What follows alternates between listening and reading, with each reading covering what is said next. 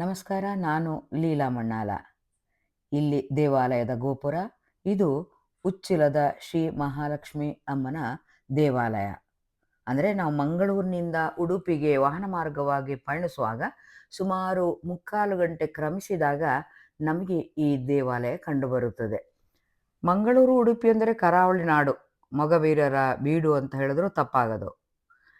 1957ರಲ್ಲಿ ಮೊಗವೀರ ಸಮುದಾಯದವರಿಗಾಗಿ ವಿಶೇಷವಾಗಿ ನಿರ್ಮಿಸಲ್ಪಟ್ಟಂಥ ದೇವಾಲಯವಂತೆ ಇದು.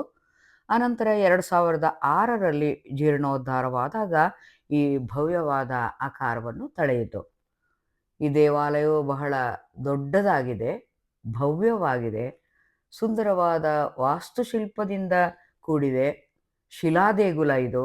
ಹಾಗೆಯೇ ತಾಮ್ರದ ಮುಚ್ಚಿಗೆ ಇದೆ ಇದಕ್ಕೆ, ಈ ದೇವಾಲಯಕ್ಕೆ. ನಮಗೆ ಈ ದೇವಾಲಯದ ಬಗ್ಗೆ ನಮ್ಮ ಬಂಧುಗಳು ಮುಂಚಿತವಾಗಿ ತಿಳಿಸಿದ್ದರು.